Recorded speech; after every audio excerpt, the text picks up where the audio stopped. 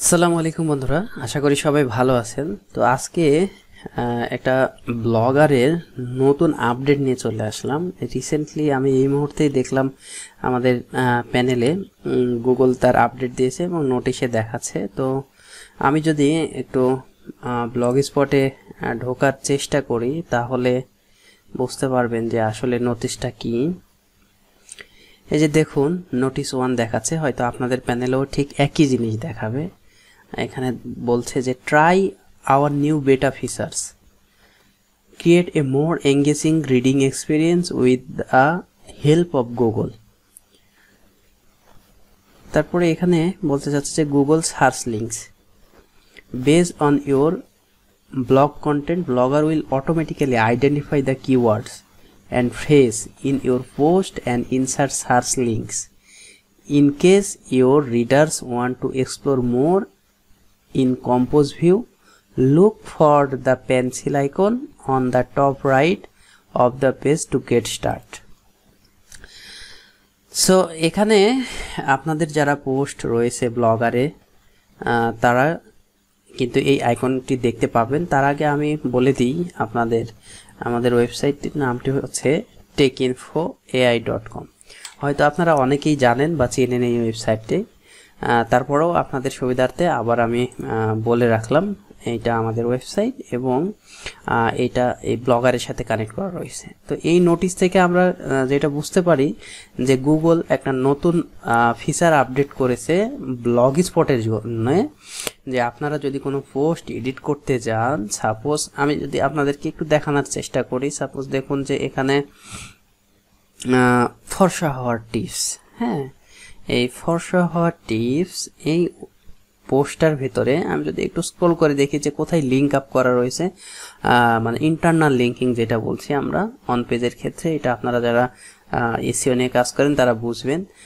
যে দেখুন এখানে আসলে লিঙ্ক বলতে খুব তেমন নাই, এখানে কিন্তু একটা লিঙ্ক দেওয়া করা আছে এই রিলেভেন্ট পোস্টের সাথে, শরীরের ত্বক ফর্সা করার উপায়সমূহ। হ্যাঁ, সো এরপরে যদি আমরা দেখি কাঁচা হলুদে কিভাবে ফর্সা হওয়া যায়, এইটা একটা ইন্টারনাল লিঙ্ক।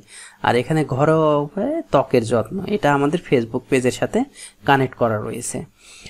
তো এছাড়া আসলে গুগল নতুনভাবে কি আপডেট করতেছে আমরা ঠিক এই জিনিসটাই বোঝার জন্যে এই ফর্সা হওয়ার টিপস ঘরোয়া প্রাকৃতিক উপায়ে উজ্জ্বল করুন এই পোস্টটি ওপেন করব এখন ব্লগারে। তো চলুন দেখি এই যে আমাদের এই পোস্টটি। হ্যাঁ, দেখুন আবারও আমাকে এই নোটিশটা দিচ্ছে, যদিও আমি এখানে এটা ক্লোজ করে দিব আপনাদের বোঝানোর সুবিধার্থে। আমি এই ভিডিওটি তৈরি করার পরে এখান থেকে ক্লোজ করে দেব।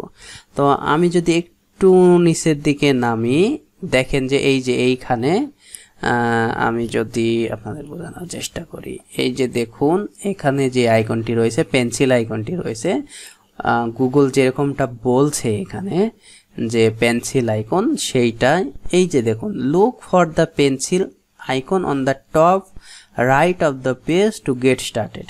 সো এই যে টপ এবং ডানে এই যে পেন্সিল আইকন, এইটা এখানে যদি আপনি হভার করেন তাহলে দেখতে পাবেন automatically insert Google search links into your post.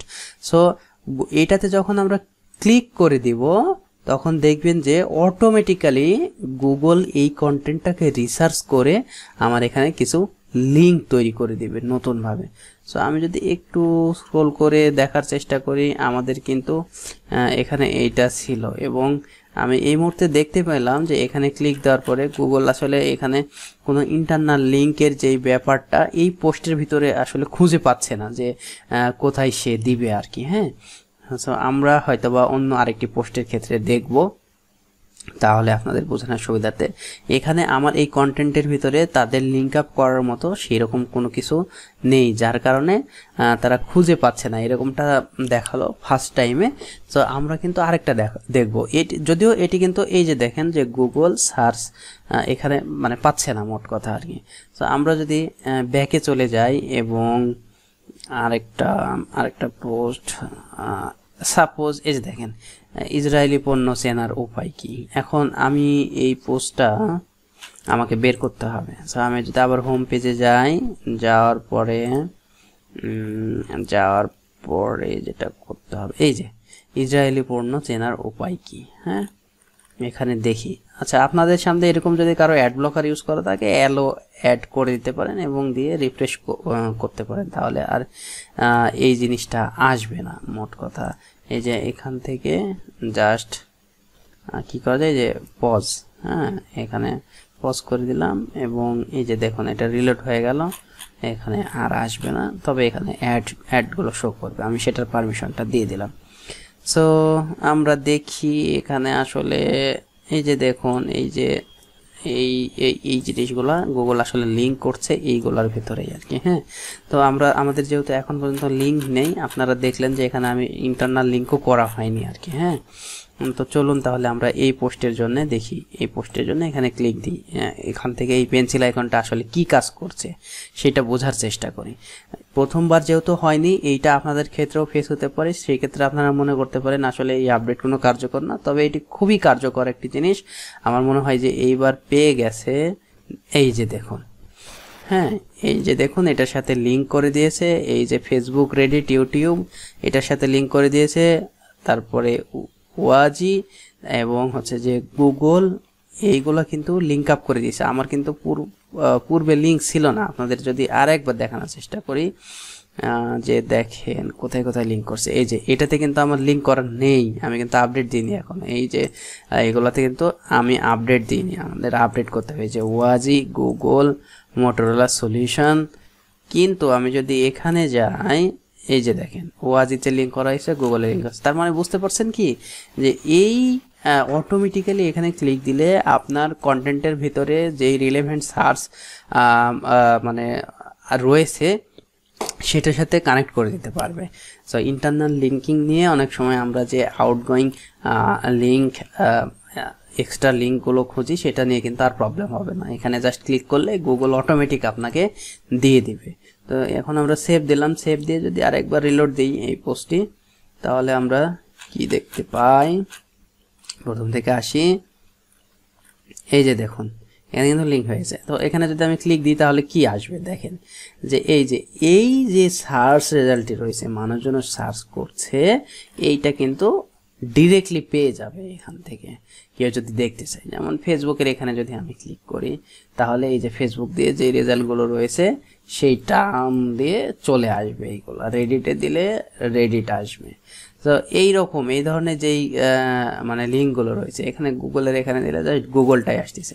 মানে যেই কিওয়ার্ডটি পাবে গুগলের কাছে মনে হবে যে এইটা তার ইউজারদের জন্য এখানে লিঙ্ক আপ করতে হবে, সেই কিন্তু সেই জায়গাগুলোতে এক্সটার্নাল লিঙ্কিং করে দেবে। সো কষ্ট করে আপনাকে আর আলাদাভাবে লিঙ্ক করার প্রয়োজন নেই। সো আশা করি বুঝতে পেরেছেন। আর আপনারা যদি এখনও এই চ্যানেলটি সাবস্ক্রাইব করে না থাকেন, তাহলে টেকনোলজি রিলেটেড এই ধরনের যে টিপস অ্যান্ড ট্রিক্স রয়েছে সেগুলো আপনাদের সাথে শেয়ার করব।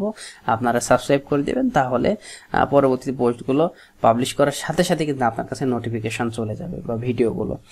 সো এখন পর্যন্ত ধৈর্য ধরে এই ভিডিওটি দেখার জন্য অসংখ্য ধন্যবাদ। যারা আপনারা ব্লগার রয়েছেন, কন্টেন্ট ক্রিয়েট করছেন, তাদের জন্য অনেক অনেক শুভকামনা, এবং ব্লগ স্পটে আপনারা এই কাজটি করতে পারবেন। সো ধন্যবাদ, সুস্থ থাকুন, সুন্দর থাকুন, আর আমার এই চ্যানেলটির সাথেই থাকুন।